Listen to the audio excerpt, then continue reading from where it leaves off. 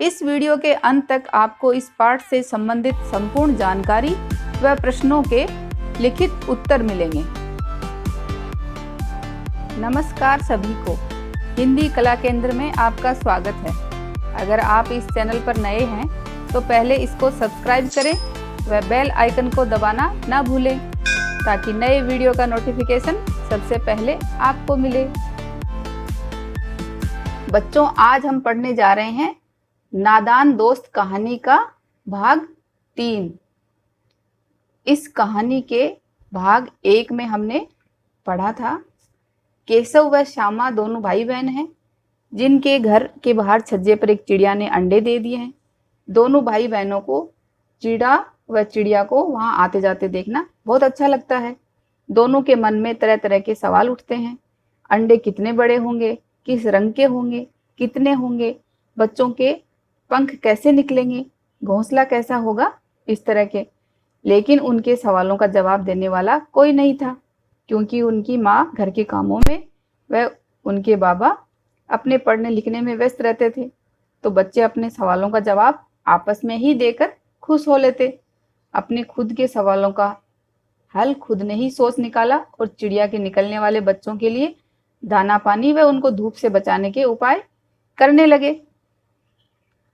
और इसके भाग 2 में हमने पढ़ा था कि दोनों बच्चे यानी कौन, केशव व श्यामा ने चिड़िया के निकलने वाले बच्चों की रक्षा के लिए चिंतित थे। इस वजह से दोनों को दोपहर में नींद नहीं आ रही थी। उनकी मम्मी के सोते ही दोनों चुपके चुपके बाहर निकले।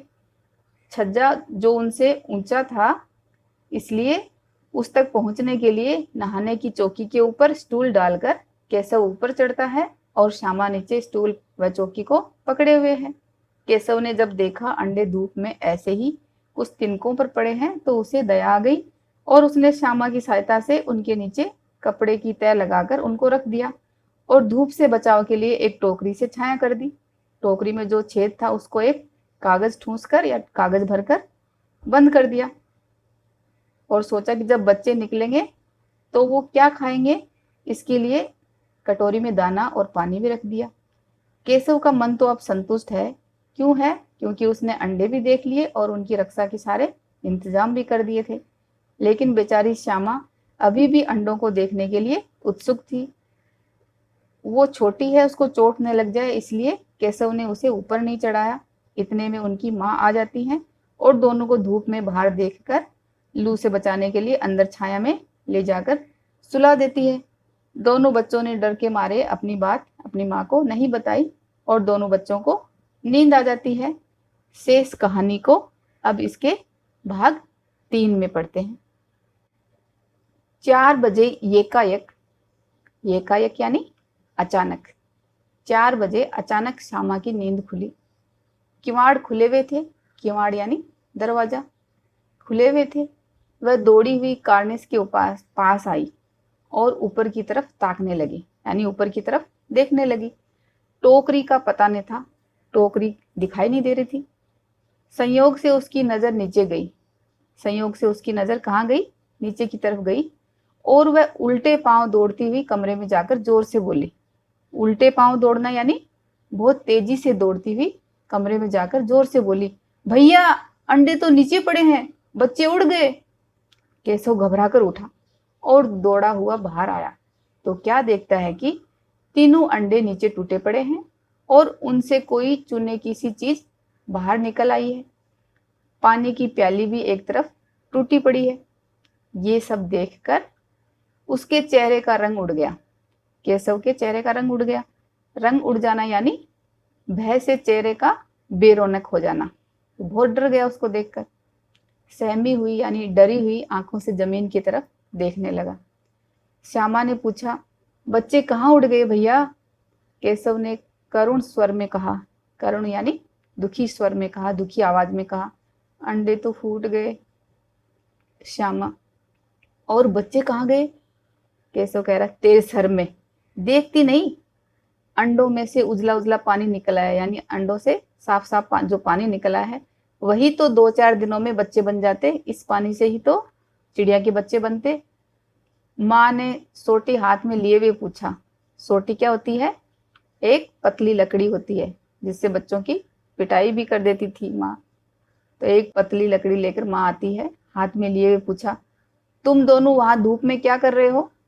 माँ ने फिर पूछा कि धूप में क्या कर रहे हो दोनों बच्चे? इस बार दोनों बच्चों से रुका नहीं गया। बोले, श्यामा ने कहा, अम्मा जी चिड़िया के अंडे टूटे पड़े हैं। कि अम्मा जी चिड़िया के अंडे टूटे हुए पड़े हैं। माँ ने आकर टूटे हुए अंडों को देखा और गुस्से से बोली, तुम लोगों ने अंडों को छुआ होगा? माँ ने क्यों पूछा ये सवाल? क्योंकि अंडे ऐसे तो फूट नहीं सकते। तो उन बच्चों से पूछा कि तुम लोगों ने अंडों को छुआ होगा। अब तो श्यामा को भैया पर जरा भी तरस ना आया। इस बार श्यामा को भैया पर जरा भी तरस यानी दया नहीं आई। उसी ने शायद अंडों को इस तरह रख दिया कि वह नीचे गिर पड़े। यहाँ पर श्यामा ये सोचती है कि भैया की गलती की वजह से भैया ने उन अंडों को सही तरीके से नहीं रखा, इसलिए वो गिर पड़े।